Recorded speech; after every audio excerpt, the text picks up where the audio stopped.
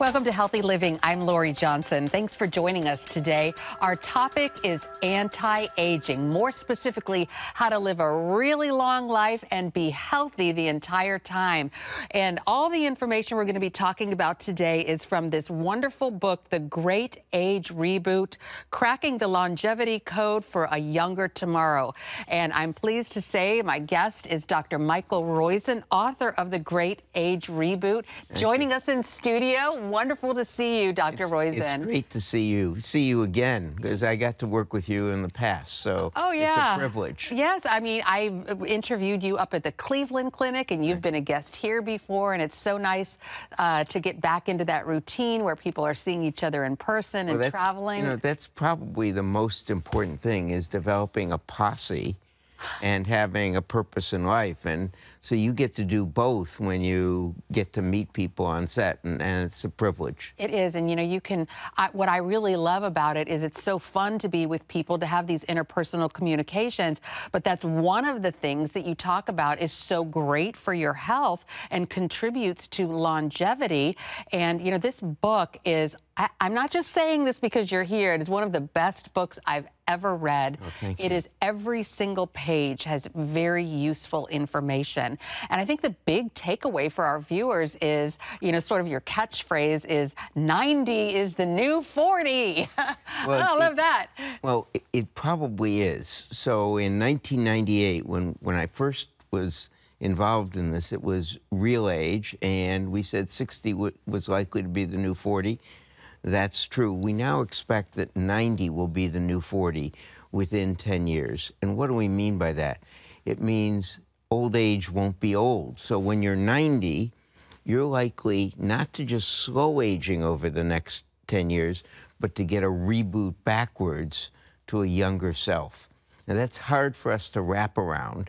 And that's why, you know, it's really why we wrote the book, because it takes people some time to think about it, to plan for it, both financially and in health, and then to actually understand what it means for them and their family. Yeah, and you know, I really love the fact that you kind of brought up the financial part of it. You are a doctor. We often talk only about health things, but we are also talking about financial health. And when a lot of people retire, when they try to figure out when to retire, they say, oh, I wish I knew when I was going to die, because I want to know if I'll have enough money during retirement. So if you're living to age, you know, 90 or beyond, you know, finances are a big part. And so you really talk about saving, working longer, and really planning to have financial security in old age. But, you know, again, the big takeaway for this is we can live to be very old, but also live to be very healthy in those golden years. Right. A lot of people are like, I don't want to live to be 90 if I'm going to be in a wheelchair and if I'm not going to be able to walk or you know, have all these health problems. So the key is living long, but living well at the same time. And that's where all of this great information comes in. You're exactly right. So if you're going to live to 115, you won't want to retire at 65 and do nothing for 50 years. So you're going to work 20 years longer. That actually solves the Social Security and the Medicare trust funds, which we're worried about them running out, if you will. They won't if this works. And we have 14 shots on goal, meaning there are 14 different areas of research that have been expanding and rebooted animals, at least 2 animal species in each of the 14 areas backwards, so that they will function younger. These are all moving into human trials now. And let me come back to the economics for just a second. It's one of the major stressors if we don't do it right. And so for your grandkids, I'm going to speak right to you now. For your grandkids or kids, if you save 3% of a $15 per hour income and you work to 65 and it grows at 4% a year, it's the law actually in Australia, Singapore, and Denmark, in addition to Social Security and Medicare they have, that grows to $257,000 by age 65. But if you don't touch it to age 95, it's $1.4 million. And if you don't touch it, and it's matched by the company you work with, so the Cleveland Clinic who I work for matches my contributions, it's $2.8 million. So that compounding effect has an enormous benefit. And so that's the middle third of the book is on the financial, both for the individual and for society, and how to get to think about it, because it's so important to think about.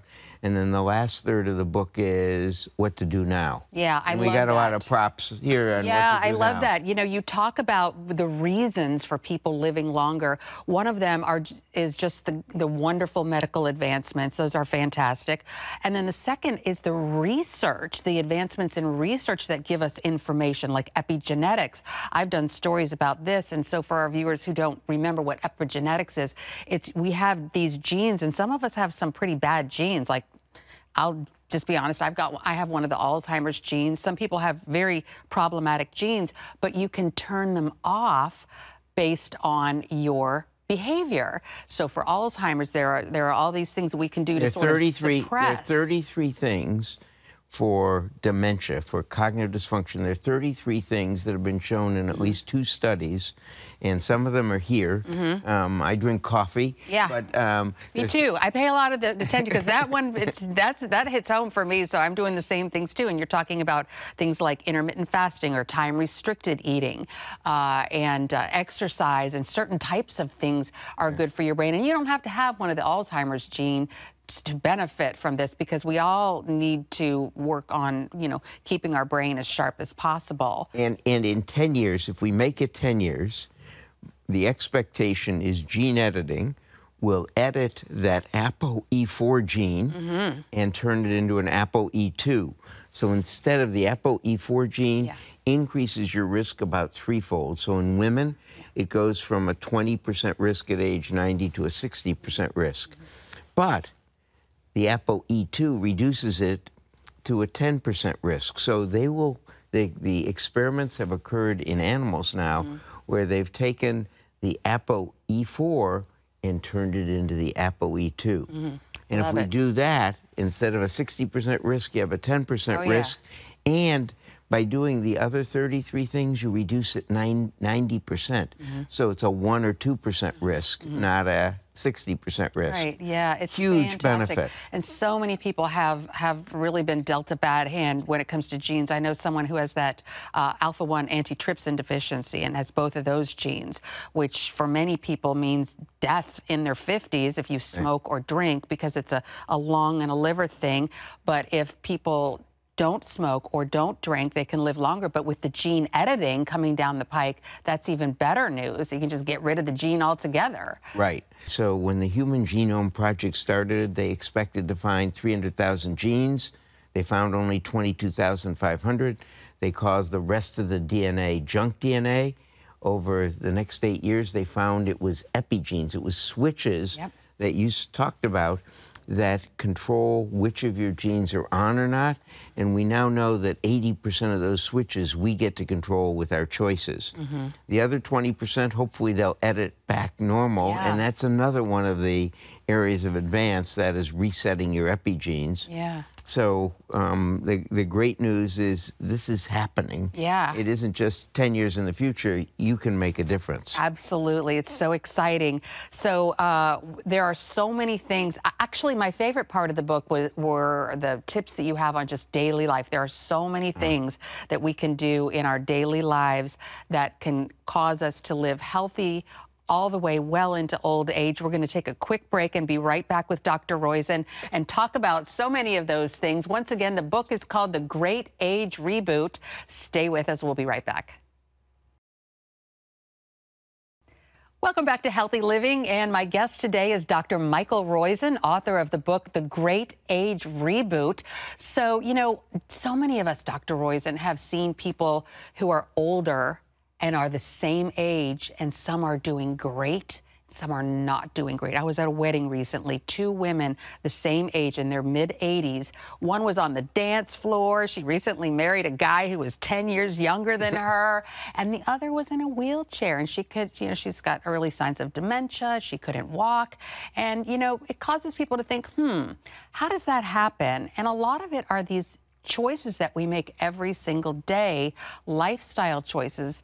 And so That's exactly right. yeah. And so those of us, you know, and I said to her, you're my role model. Tell me what you did to be so young and vibrant at your age. And she was real modest. She was like, oh, I don't know, it's probably good genes, but I know it's a lot more than that. It's probably a lot of this stuff. And so we always come back to two main things, diet and exercise. And your book is full of information about diet and exercise. Can you kind of go over the highlights? Yes, so diet is pretty simple. Only eat food you love. So food, you should enjoy it, but only eat food you love that loves your body back. So food is like a marriage. You wouldn't marry someone who is trying to kill you every day. You shouldn't eat food that's trying to kill you. So you may love red meat or French fries, but they're trying to kill you. So what you want to do is find foods. I love blueberries. I love coffee. I love avocados. I love garlic. If you will, I love salmon. So find foods that are good for you that also, if you will, are love you back. That you enjoy. Yeah. That you love eating. But, you know, don't you, I've heard it said before that you eventually start loving food that you eat. And so you sort of, if you think that you don't like salads or you don't like salmon or blueberry, if you start eating it, you'll sort of develop a taste for it. Yeah, Is that's that true? I don't know. Okay, so I've there are a heard lot of that. things in medicine Okay. I don't know or else, but it fits some of my own choices, so probably that's true. You know, I never used to like peas, and now I love them. Oh, okay. So, I love them too. the second thing is exercise, and the key is when you do something that stresses a muscle, it turns on a gene. It's good for your cardiovascular system. So it improves blood flow, decreases heart disease, stroke, memory loss, decreases all of those things. But that's its cardiovascular benefit. But it also turns on some epigenes. So those switches that modify whether your genes are on or not, you turn those on, the good ones on when you exercise. And that, just to give you one small example, when you stress a muscle, you turn on a gene that makes a small protein called a Roizen. I'll tell you how we know about that name in a second. That Roizen goes to your brain, and it in turn turns on a gene called brain-derived neurotrophic growth factor. All genes do is make proteins. So turns on that gene, makes a Roizen. Turns on that gene, makes brain-derived neurotrophic growth factor, which grows your hippocampus. It's like miracle grow for your hippocampus. Why is the hippocampus important? Well, it's the only organ in the body that really size matters, because a bigger hippocampus means that you have a better memory and less less chance of brain dysfunction or cognitive dysfunction as you get older. So by exercising, you're turning on a gene that's making it. So there really are four components. One, 10,000 steps a day. You know, it was a Japanese pedometer manufacturer who developed that 10,000, but he was right. It's the place where you decrease breast cancer, you decrease type 2 diabetes, you decrease colon cancer, you decrease heart disease, and it comes down slowly. So 4,000 is better than 6,000, 6,000 better than 8,000. 12,000 doesn't get you any more benefit than 10. That's why 10,000 is that magic number. The second is after you've done that a while, then you want to strengthen your core.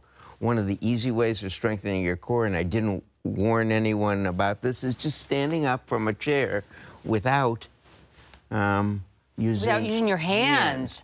Because just think about the muscles you're using or feel the muscles you use when you do that. Okay. That one little exercise. That's a core strengthening exercise. I love it. So strengthening your core.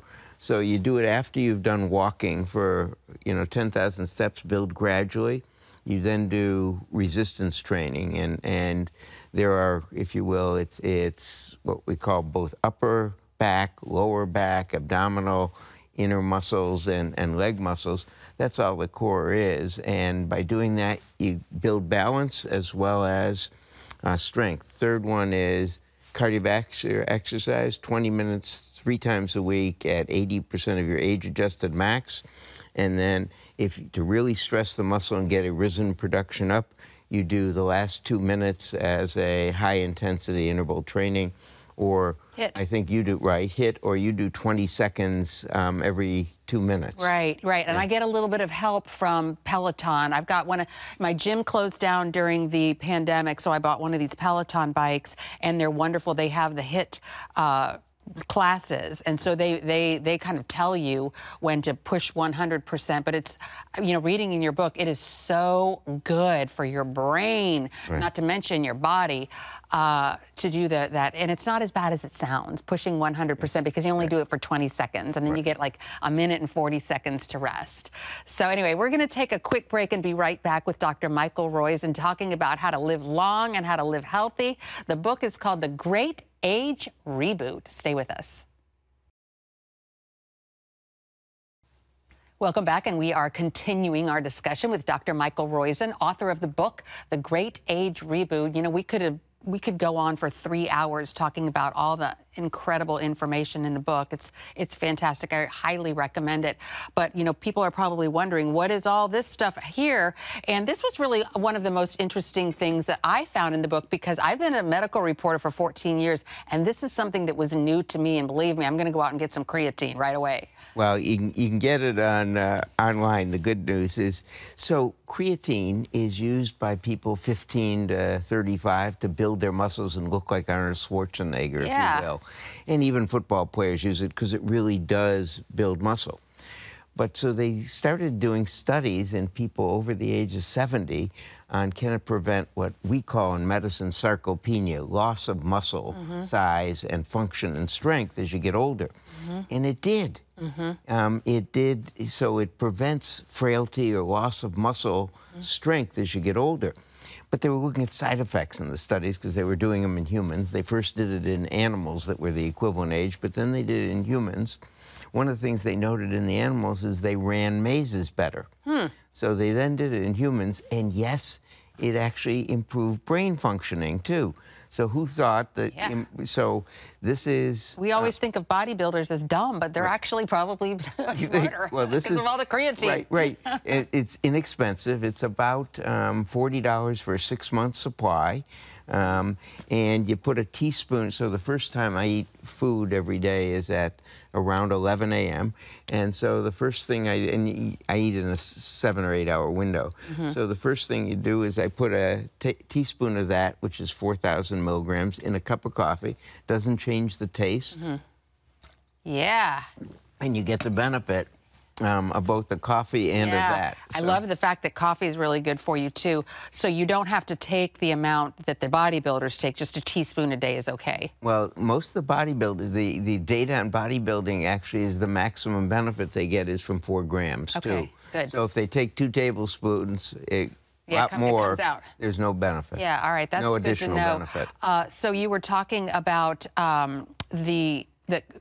your I call it intermittent fasting. You call it time restricted eating. I also do that too. I eat between 10 a.m. and 4 p.m. every day, and so that's even smarter than I do.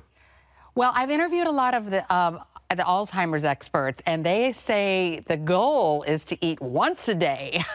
That's pretty ambitious. So, you know, the smaller the window, the better. So 6 hours is about all I can do on in a normal day. And in fact, the real data is if you do 5 days a month, if you only have to do 5 days a quarter, once every 3 months, mark the 5 days of 750 calories a day, and you reset every one of the genes that have been looked at back to a youthful area.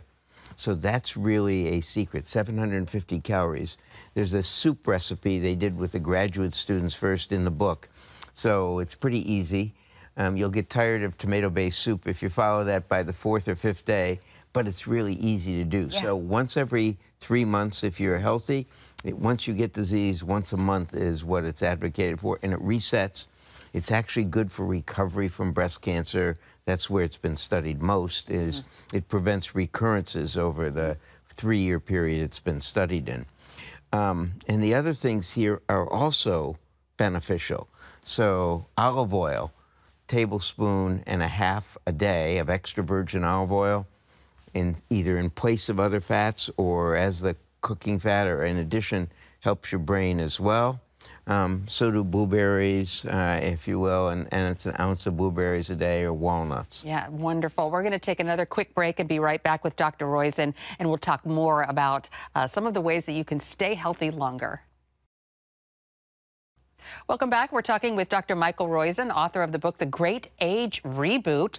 And unfortunately, we only have about a minute and a half left. Wanted to talk about scents, and a lot of people are looking at this thinking, what is this about? You know, the wonderful aroma of coffee and rosemary. Why is it so good to smell things that have wonderful fragrance? It prevents brain dysfunction too. So 4 different smells a day, every day, somehow prevents brain dysfunction. We don't know how, but it does, and it's consistent.